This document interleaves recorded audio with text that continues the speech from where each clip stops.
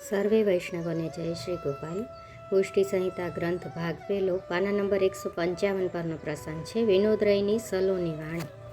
એની શરૂઆત કરીશું. બોલ શ્રી ગોપાલ લાલ કી જય. પછી રાત્રિના આપશ્રી બેઠકે બિરાજી રહ્યા છે. ચતુરાદશીનો દિન છે, ત્યારે સર્વ જૂથ સામટું બેઠું છે. રસિક રાજને જાની તથા કૃષ્ણ ભટ્ટ વિજન ઢોળી રહ્યા છે. ત્યારે બબીબાઈ બોલી કે રાજ, આપકી બ્રજબાની મીઠી લાગે તો બ્રજબાનીમાં કંઈક પ્રસંગ સંભળાવો. આપ તો બ્રજમાં પધાર્યા છો તો બ્રજની બાની બોલો છો, તો રાજ આપની ઈચ્છા. ત્યારે શ્રી ગોપેન્દ્ર પ્રભુજી મુસ્કાયા. અરે बबीबाई, हम तो ब्रज में पधारे ताके लिए ब्रजजन की समझ में आवे ऐसी बानी बोली जाए तो आछो. हमको तो ब्रज बानी अति प्रिय है.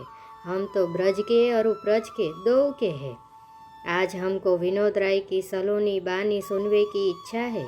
तासु विनोदराय, तेरी सलोनी बानी कछु प्रकट कर, कछु प्रसंग ने मीशे कर तो हमरी समझ में आवे कि तुम सब सावधान होई के सुनो हो. अरु कछु गम परत है कि नहीं, या की पहचान होय. आज चतुरादशी को दिन है. रात्रि को कछु भगवत गुष्ट होनो चाहिए तो आछो. फिर तो सोवनो है. सोवेगो सो तो खोवेगो. कछु तेरे भाव की बानी प्रकट करके दिखा. संगी से संगी मिले, संगी की गत और. संगीता ही जानियो, संगी लिए मन चोर. संगी की गति दूसरी है, जो अपने मन को चोर ले. मन चोराए तब जाननो संग भयो, नातर संग को फल कहा. ત્યારે વિનોદરાયે રાજના ચરણ કમલમાં દંડવત કીધું ને બોલ્યા કે રાજ, જીવની વાણી સલોની કહી તે તો ઠીક, પણ આપની અમૃતતુલ્ય સુધાની આગળ તેનું શું મૂલ્ય થાય? ભાનુના ઉદય સાથે રોશની પ્રગટ થાય છે તો પછી રોશનીને જોવા માટે બીજી રોશનીની જરૂર શું પડે? આપની વાણીની સાથે જીવની વાણીની તુલના કેમ થઈ શકે? રાજ, જેવી આપની આજ્ઞા. એમ કહીને વિનોદરાય સાખી તથા દોહરા બોલ્યા તે લખ્યા છે. કારણ સ્વરૂપના દોહરા તથા સાખી લખી છે. જે વિનોદરાય બોલ્યા છે તે દોહરા ને સાખી આપણને આપેલી છે. કારણ રૂપ કલિકાલ में जो जन जापे मुख, विनोद भयो तेहि जीव को पायो परम पद को सुख.